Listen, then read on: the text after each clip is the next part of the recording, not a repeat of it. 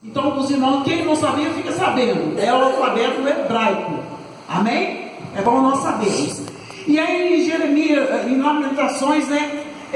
Está escrito em 3:22 aí. Foi o que a nossa irmã Gislaine leu, mas está aqui na mensagem, né? Eu vou ler, né? 3:22 está escrito assim: olha, as misericórdias do Senhor são as causas de não sermos consumidos, porque as suas misericórdias não têm fim. As misericórdias do Senhor não têm fim, sim. Não tem fim. Mas em Gálatas capítulo 5:22 manda-nos ser misericordiosos. Olha para vocês verem.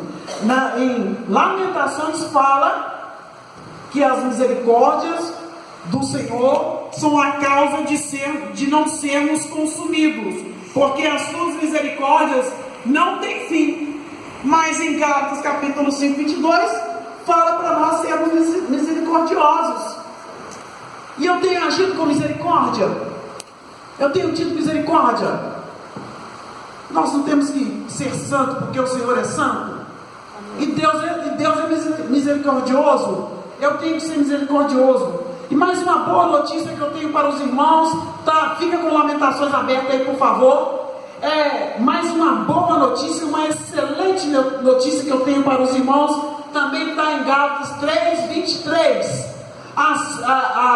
As misericórdias do Senhor se renovam cada manhã. Olha que lindo, gente, que chique, que bacana. Todos os dias as misericórdias de Deus se renovam por mim, né? E grande é a sua fidelidade. Deus, ele é fiel, e Deus quer encontrar fidelidade em nós. Nós temos que ser imitadores do Senhor, temos que ser santos como Deus é santo. Deus quer encontrar fidelidade em nós. E mais uma boa notícia aí também é no 3:25: bom é o Senhor para os que esperam por Ele, para a alma que o busca. Bom é o Senhor para os que esperam por Ele. Nós estamos esperando pelo Senhor? Amém. Está muito fraco. Nós estamos esperando pelo Senhor? Amém. Estamos esperando para o Senhor. Estamos esperando pelo Senhor, mas nós sabemos que estamos em tempos difíceis. Mesmo estando em tempos difíceis, está muito difícil. Nós temos que pedir ao Senhor para sermos bons administradores, para administrarmos bem o nosso salário. Se eu não conseguir administrar bem o meu salário, eu não consigo ser nem ofertante e nem dizimista fiel, porque está osso.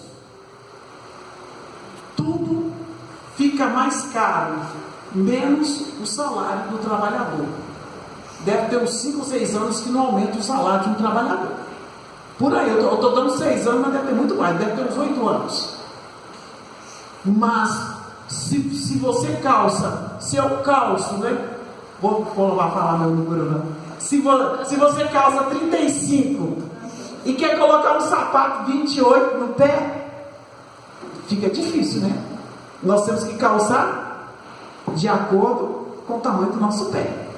Então não vamos desejar o salário do outro, porque o salário do outro não é o nosso salário. Nós temos que aprender a administrar o que está em nossas mãos. Porque o que foi falado aqui? Que nós somos o que? Está escrito na palavra de Deus, e foi falado muito bem aqui, que nós somos mordomos do Senhor. E Deus deixou-nos cuidar de tudo. Até a natureza, foi falado na escola dominical, que até a natureza é nossa responsabilidade. Então nós temos que estar cuidando sim das coisas. Está difícil, mas ninguém chega aqui para contar seu erro, mas todos nós temos defeito.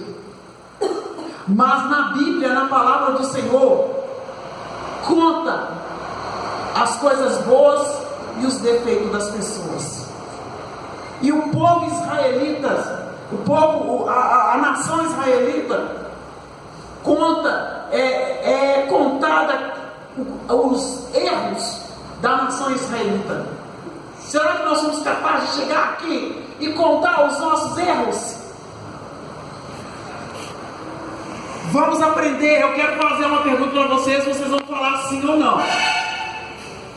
Vamos aprender com os erros dos outros, porque os erros dos outros estão narrados aqui na palavra de Deus, ou com os nossos? Vamos aprender com os erros dos outros? Sim ou não? Sim, né? Temos que aprender porque os erros dos outros está escrito aqui na Bíblia. Se eu aprender com os erros das pessoas, eu não vou errar, gente. Eu não vou errar. Se o povo foi punido por desobediência aqui na palavra do Senhor, eu vou desobedecer? Não vou desobedecer não, porque o povo ficou 72 anos, 70 anos lá no cativeiro e eles perderam tudo, passaram fome. Eu não vou fazer isso não. Não vou cair em adultério não, porque Davi houve uma grande consequência na família dele, porque ele caiu em adultério. Eu vou aprender isso e aprender com o erro dos outros. E na palavra de Deus narra tudo claramente. E nós sabemos que no Brasil de hoje, em tamanha crise, estamos em tempos difíceis, em momentos difíceis. As pessoas têm usado a criatividade para driblar a crise financeira. Eu lembro dos meus tempos antigos, né? Estou vendo tantos jovens na rua vendendo trufas, vendendo, aqui fala chup-chup, tem outro lugar que fala geladinho, sei lá. As pessoas estão dando um jeitinho, porque parece que as portas fecharam. Mas eis que o Senhor tem colocado diante de nós uma porta aberta. Aleluia! Glória a Deus! E Jeremias, ele é a testemunha ocular da destruição de Jerusalém. E quando Jeremias deve ter pregado mais ou menos uns 30 anos a respeito da volta, da obediência do povo para Deus, eu já falei com vocês aqui que Deus falou: se vocês andam matando seus filhos para oferecer como sacrifícios a ídolos, mas eu não pedi isso para vocês e vocês estão fazendo para ídolos. Eu não pedi. Tanta coisa que o povo fez para ídolos. Olha aqui, vocês estão fazendo ídolos, vocês estão imitando o povo estrangeiro, vocês estão pegando madeira lá fora e estão fazendo ídolos e estão ensinando seus filhos a adorar ídolos também. Eu sinto muito, meu irmão, te falar. A igreja metodista é totalmente, dentro da doutrina da igreja metodista, é contra dançar quadrilha, tá? E quando eu deixo um filho meu dançar quadrilha, ele está dançando para ídolo. Eu estou ensinando meu filho a ser idólatra. Eu estou ensinando meu filho a ser idólatra. E Deus falou isso com o povo. Além de levar seus filhos para pegar lenha lá no mato, ainda ensina a acender fogo e fazer bolo para oferecer para a rainha dos céus. E Deus abomina a idolatria. E o povo se corrompeu. Jeremias ia pregando: conserta, gente. Nós não queremos, nós não vamos obedecer, nós não queremos. O povo ficou cheio de orgulho, muito cheio de orgulho. Os judeus eram a nação mais respeitada da face do mundo, porque eles ouviram falar. As outras nações ouviram falar do Deus de Israel, mas o povo tornou-se soberbo diante de tanto respeito, porque eles não devolveram a glória para o Senhor. E com o propósito da idolatria, contínua do povo, que o povo fazia, ia para os montes, faziam ídolos e colocavam ídolos pagãos no monte e adoravam, e ali eles matavam os seus filhos e ofereciam como sacrifício. Era uma idolatria contínua. E Jeremias falando, Jeremias ele era maltratado, ele apanhava, eles batiam nele, eles não queriam tomar posição. E essa idolatria contínua, sem arrependimento de Judá, Deus permitiu que os babilônios assediassem, saqueassem, queimassem e destruíssem a cidade de Jerusalém.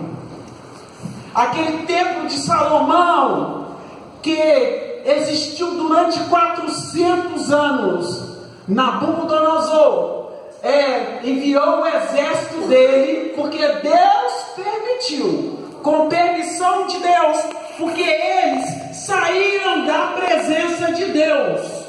Quando você sai da presença de Deus, você está dando legalidade para Satanás agir na sua vida. Nós temos que tomar muito cuidado.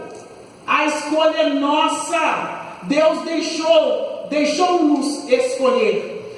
E aquele templo que durou 400 anos, aquele dia que nosso irmão Adriano pregou aqui muito bem, explicou muito bem o santo lugar, o santo dos santos. E para entrar no santo dos santos, o sacerdote tinha que entrar com um cinto, né? Um sino amarrado na cintura, será que fala, né? E quando se balançasse, podia puxar, que ele tinha sido queimado, porque ele entrou no santo dos santos em pecado. Mas quando os babilônios entraram ali em Jerusalém e destruíram aquele templo, derrubaram aquele templo, espalharam aquelas pedras por toda Jerusalém, como é que eles não foram queimados? Eles entraram no Santo dos Santos, pegaram todas as vasilhas, tudo que eles usavam para adorar a Deus, e não foram queimados. Quem se lembra da mensagem que a pastora pregou, lembra muito bem que ela explicou. A presença de Deus já não estava naquele lugar. Por isso que os babilônios entraram ali, porque o inimigo, Satanás, demônio, não entra onde a presença de Deus está, irmãos. Entrou lá no templo de Salomão, porque a presença de Deus já não estava mais lá. E se eu continuar fazendo a vontade de Satanás, eu estou dando legalidade para o diabo entrar e agir na minha vida, e agir na vida dos meus filhos, e agir na minha casa, agir na minha parentela, porque eu estou dando legalidade do pecado, estou abrindo uma porta para o pecado entrar.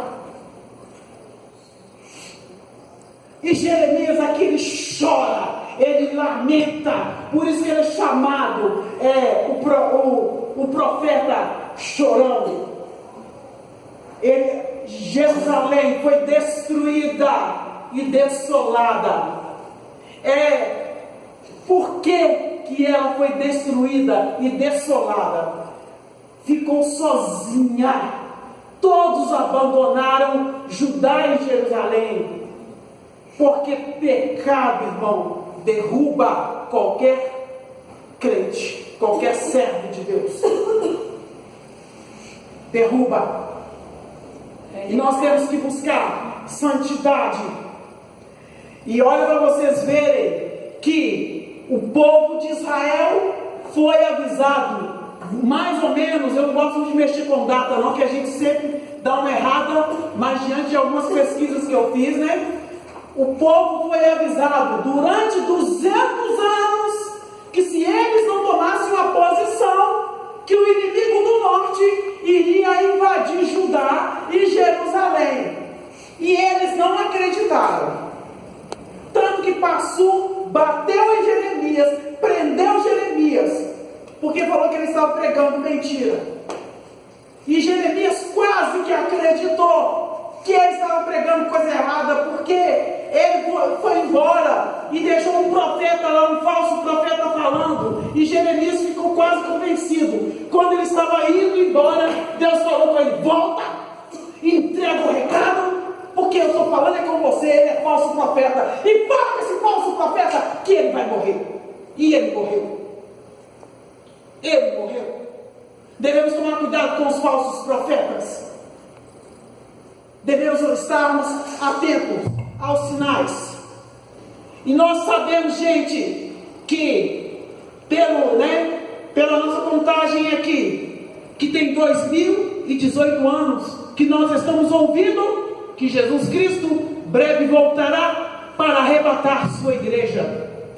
A gente fica assim: os profetas pregaram 200 anos, mas tem 2018 anos que nós estamos ouvindo. Tem gente que está assim: cansado de ouvir que Jesus breve voltará. As pessoas acham graça, mas eu quero falar com vocês muito sério, que o sofrimento, o povo foi convidado no capítulo 3 para reconhecer o seu pecado. E o Senhor nos chama nessa noite para reconhecermos o nosso pecado. E assim está falando no 3, verso 40. Olha bem, o que está falando no 3, verso 40? Esquadrinhemos os nossos caminhos, provemos-nos e voltemos ao Senhor.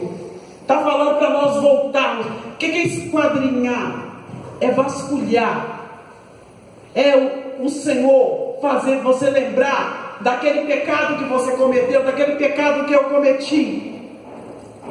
Quando eu estava no meu momento de oração, Deus me lembrou de um pecado que eu tinha cometido há anos, e eu tive que pedir perdão.